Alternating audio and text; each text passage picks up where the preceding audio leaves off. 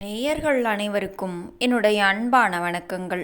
கோபித்துக்கொண்டு எழுதிய தத்துவ பாடல் நான் ஆணையிட்டால் பிறந்த சுவாரஸ்ய கூத்து என்ன தெரியுமா? அதை பற்றித்தான் நாம் இந்த வீடியோவில் பார்க்க போகிறோம். வீடியோவை முழுமையாக பாருங்கள். எங்க வீட்டு பிள்ளை படத்தில் இடம்பெற்ற நான் ஆணையிட்டால் அது நடந்துவிட்டால் பாடல் தமிழ் சினிமாவின் மாபெரும் வெற்றி பாடல்களில் ஒன்று. ஆனால் இந்த பாடல் பிறந்த பின்னணியில் ஒரு சுவாரஸ்யமான சண்டை இருந்தது. அது என்ன தெரியுமா? அதை பற்றித்தான் நாம் இந்த வீடியோவில் பார்க்க போகிறோம். ஒருமுறை எம்ஜிஆருக்கும் கண்ணதாசனுக்கும் இடையே லேசான அரசியல் கருத்து வேறுபாடு ஏற்பட்டது. அந்த சமயத்தில்தான் எங்க வீட்டு பிள்ளை படத்திற்கு பாடல் எழுத கண்ணதாசனை அழைத்தார்கள்.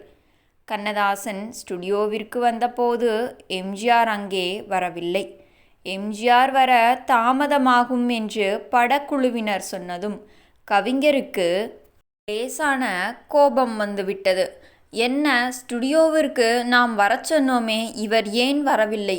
ஒருவேளை நம் படத்தில் பாடல்கள் நாம் எழுதுகிறோமே, அதனால் பிடிக்கவில்லையோ, அதனால் அவர் வரவில்லையோ என்று தீவிர யோசனையில் இருந்தார். அதன் பிறகு கவிஞர், அவன் வரலனா என்ன, நான் பாட்டை எழுதி வச்சிட்டு போறேன் என்று சொல்லிவிட்டு ஹார்மோனிய பெட்டியை தட்டி பாடத் தொடங்கினார். நான் ஆணையிட்டால் அது நடந்துவிட்டால் இங்கு ஏழைகள் வேதனைப்பட மாட்டார் என்று முதல் வரியை சொன்னார். தொடர்ந்து பணம் படைத்தவன் வீட்டில் பணம் இருக்கும், அவன் பணப்பெட்டிக்குள்ளே மனம் இருக்கும் என்று எம்ஜிஆரின் அரசியல் கொள்கையையும் ஏழை எளிய மக்களின் மனநிலையையும் பிரதிபலிப்பது போல வரிகளை அள்ளித் தெளித்தார். பாடலை எழுதி முடித்துவிட்டு கண்ணதாசன் கிளம்பிய பிறகு எம்ஜிஆர் வந்து இந்த பாட்டுக்கு நடிச்சா நடிக்கட்டும், இல்லைனா இருக்கட்டும் என்று சொல்லிவிட்டு கிளம்பிவிட்டார். அதன் பிறகு அவசரமாக ஸ்டுடியோவிற்கு வந்த எம்ஜிஆர் எங்கு கண்ணதாசனை காணவில்லை என்று கேட்டார். அதற்கு அங்கிருந்தவர்கள் அவர் அப்போவே கோபமாக பாட்டை எழுதி வைத்துவிட்டு சென்று விட்டார் என்று பாட்டின் பேப்பரை கொடுத்தனர். வரிகளை படித்து பார்த்த எம்ஜிஆரின் முகத்தில் அப்படி ஒரு புன்னகை.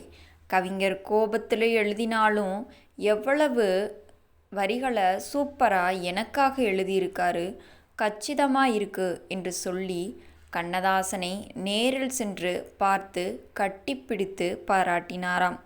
லேட்டாக வந்ததற்கு என்னை மன்னித்து விடுங்கள், ஆனால் நான் லேட்டாக வந்துவிட்டேன் என்று பாடல் வரிகளில் நீங்கள் காட்டவில்லை, என் கொள்கையையும் நீங்கள் காட்டிவிட்டீர்கள் என்று கண்ணதாசனை தழுவி 2 பேரும் பாராட்டியுள்ளனர்.